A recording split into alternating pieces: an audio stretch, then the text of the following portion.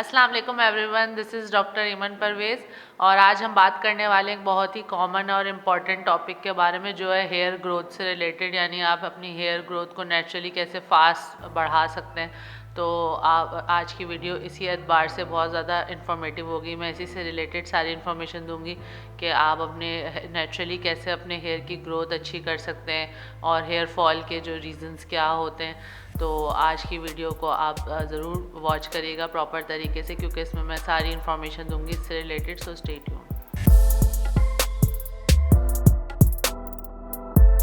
तो स्टार्ट में बात कर लेते हैं कि हमारे बालों का स्ट्रक्चर क्या होता है। तो स्ट्रक्चर में अगर हम देखें तो हमारे बाल जो हैं वो प्रोटीन से बने हुए होते हैं। तो इसी वजह से जो है हमारी डाइट का इसमें बहुत ज़्यादा अहम रोल होता है। हमें डाइट भी अपनी अच्छी लेनी होती है, जिसमें प्रोटीन का पार्ट आपने बहुत अच्छा रखना होता है। और यूजुअली जो हमारे सर पे जो तकरीबन 80,000 से लेके 1,20,000 तक हेयर फॉलिकल्स होते हैं, जिसमें हमारी पूरी ज़िंदगी में से जो है पूरी ज़िंदगी में हमारे जो है बाल ग्रो करते हैं उन्हीं फॉलिकल्स के अंदर।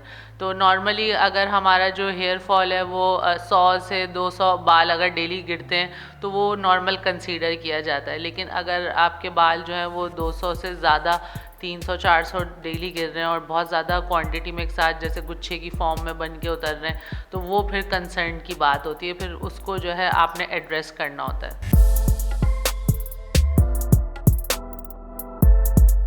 तो अब बात कर लेते हैं उन रीजंस के बारे में जिनकी वजह से हमारा हेयर फॉल होता है। तो उसमें सबसे पहला जो रीज़न होता है वो होता है आपकी जेनेटिक्स, यानी अगर आपकी जीन्स में ये है कि आपके फादर या मदर को गंजपन की बीमारी है या उनका बहुत ज़्यादा एक्सट्रीम हेयर फॉल होता है, तो फिर आपको भी होने के बहुत ज़्यादा चांसेस होते हैं कि आपका ये गंजपन की बीमारी हो या आपको हेयर फॉल बहुत ज़्यादा नॉर्मल से ज़्यादा हो।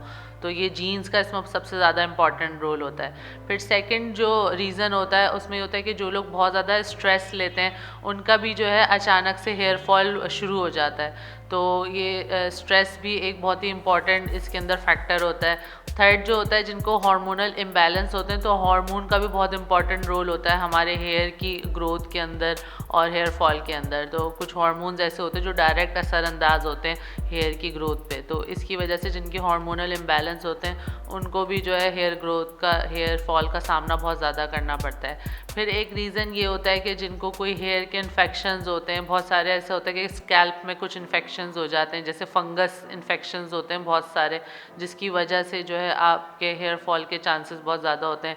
या कुछ बीमारियां भी ऐसी होती हैं जिसके अंदर आपका हेयर फॉल ज़रूरत से ज़्यादा बढ़ जाता है, जैसे कैंसर होता है या और भी बहुत सारी ऐसी बीमारियां होती हैं। कुछ ऑटो इम्यून डिसऑर्डर्स होते हैं जिसके अंदर जो हेयर फॉल बहुत ज़्यादा एक्सट्रीम हो जाता है। और फिर जो एक सबसे इम्पॉर्टेंट जो रीज़न होता है वो ये होता है कि आपकी डाइट कैसी है। डाइट जिनकी अच्छी नहीं होती, ख़ास तौर पे जिनका प्रोटीन इंटेक अच्छा नहीं होता, विटामिन डी नहीं लेते, विटामिन ई, विटामिन सी वो प्रॉपर नहीं लेते, उसके अलावा बायोटिन नहीं ले रहे होते, zinc, iron, vitamin B1, B6, B12, इन चीज़ों का अगर उनकी डाइट में अच्छी क्वांटिटी नहीं होती तो उनका भी हेयर फॉल बहुत ज़्यादा हो रहा होता है। और प्लस ये कि जो लोग अपने हेयर्स पे बहुत ज़्यादा एक्सट्रीम केमिकल्स वगैरह यूज़ करते हैं, डाई बहुत ज़्यादा करवाते हैं या हीटिंग प्रोडक्ट्स बहुत ज़्यादा यूज़ करते हैं, स्ट्रेटनर्स वगैरह का इस्तेमाल बहुत ज़्यादा करते हैं, तो उनको भी होने के चांसेस बहुत ज़्यादा होते हैं। तो अब हम बात कर लेते हैं कि नेचुरली हम कैसे अपनी हेयर की ग्रोथ को जो है वो इंक्रीज़ कर सकते हैं। तो उसमें सबसे पहले तो आपने अपनी डाइट को बहुत अच्छा करना है, जिसमें आपने प्रोटीन का इंटेक जो है वो अपना बढ़ाना है। अगर आप कम प्रोटीन लेते हैं तो आपको मैक्सिमम जो है 50 ग्राम्स प्रोटीन डेली ज़रूर लेना है। उसके साथ साथ आपने जो चीज़ें अपनी डाइट में ऐड करनी है उसमें vitamin D, vitamin E, biotin और विटामिन B1, B6, उसके साथ साथ ओमेगा 3, ओमेगा 6, जिंक और आयरन, इन चीज़ों का आपने जो है इस्तेमाल बढ़ाना है। नॉर्मली लोगों की डाइट इतनी अच्छी नहीं होती कि वो ये सारी चीज़ें एक साथ ले सकें, तो आप इसके लिए सप्लीमेंट्स वगैरह भी इस्तेमाल कर सकते हैं जिनमें ये सारी चीज़ें मौजूद हों। उसके अलावा जो दूसरा काम ये है कि आपने अपने सर पे डेली जो है वो मसाज करना है 4 मिनट के लिए कम से कम। आप उससे ये होता है कि आपकी खून की सर्कुलेशन बढ़ती है और आपकी हेयर ग्रोथ बढ़ती है। तो डेली आपने जो है अपने सर पे जो है वो मसाज करना है। ऑयल लगा के भी कर सकते हैं या आप ऐसे भी कर सकते हैं। फिर आपने एक काम ये करना है कि आप एलोवेरा का इस्तेमाल कर सकते हैं। एलोवेरा का जो फ्रेश जेल होता है वो आप अपने स्कैल्प पे लगा सकते हैं। उससे ये होता है कि जो आपके क्लॉग हेयर फॉलिकल्स होते हैं एक्सेस उनके वो हो जाता है, वो बिल्कुल खुल जाते हैं, तो उससे जो है आपके हेयर की ग्रोथ इंक्रीज़ हो सकती है। उसके साथ साथ ये है कि आप जो है कोकोनट ऑयल का इस्तेमाल करें। कोकोनट ऑयल के अंदर लॉरिक एसिड होता है जो कि आपके बालों में से एक्स्ट्रा प्रोटीन को निकलने से रोकता है, तो वो भी बहुत अच्छी एक रेमेडी होती है। आप कोकोनट ऑयल का इस्तेमाल ज़रूर करें अपने हेयर्स के लिए। उसके साथ साथ एक हर्ब होता है जिनसिंग।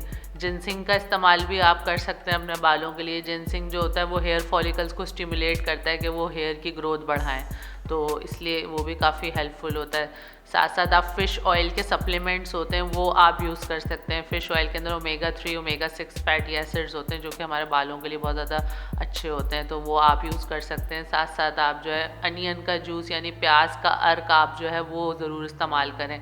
उससे ये होता है कि उसमें सेलेनियम होता है और भी बहुत सारे उसके अंदर ऐसे इंग्रेडिएंट्स होते हैं जो हमारे हेयर को अच्छा करते हैं और उनकी ग्रोथ को फास्ट करते हैं। तो उसके लिए आप ये कर सकते हैं कि आप थोड़े से प्याज जो है वो स्क्वीज़ कर लें, उसका जूस निकाल लें और उसको 15 मिनट के लिए अपने स्कैल्प पे लगाएं, अपनी जो जड़ें होती हैं बालों की उसमें लगाएं और फिर उसको आप वॉश कर लें। उसके अलावा एक ऑयल होता है रोज़मेरी ऑयल, वो भी हेयर की ग्रोथ को स्टिमुलेट करता है, वो आप यूज़ कर सकते हैं। आर्गन ऑयल होता है वो आप यूज़ कर सकते हैं। और लेमन जूस या लेमन ऑयल जो है वो भी आप यूज़ कर सकते हैं नहाने से पहले। और अगर आपकी कोई होम रेमेडीज़ से ठीक ना हो हेयर फॉल जो है, कुछ लोगों का होता है जिनको जेनेटिक होता है या एलोपेशिया जो ऑटो इम्यून हो रहा होता है, तो वो जो कंडीशंस होती हैं वो नॉर्मली इतनी आराम से ठीक नहीं हो रही होती होम रेमेडीज़ से। तो फिर कुछ जो है आपको मेडिकल वो भी ले सकते हैं आप ट्रीटमेंट्स, जैसे PRP एक ट्रीटमेंट होती है जिसमें आपका अपना जो प्लाज्मा, आपके अपने प्लेटिलेट्स जो हैं वो इन्फ्यूज़ किए जाते हैं, वो इंजेक्ट किए जाते हैं आपके हेयर फॉलिकल्स के अंदर। तो उससे ये होता है कि नेचुरली ही आपकी हेयर की ग्रोथ जो है वो बढ़ना शुरू हो जाती है उससे। तो वो आप एक प्रोसीजर है वो आप करवा सकते हैं। साथ साथ ये है कि आप एक मेडिसिन होती है मिनॉक्सिडिल के नाम से, वो भी जो है यूज़ होती है हेयर की ग्रोथ के लिए, तो वो डॉक्टर ही प्रिस्क्राइब करते हैं। अगर आपका इन होम रेमेडीज़ से जो है वो ठीक नहीं हो रहा तो फिर आप डॉक्टर से रुजू करें, फिर वो आपको हो सकता है कि ये मेडिसिन या प्रोसीजर्स भी प्रिस्क्राइब करें।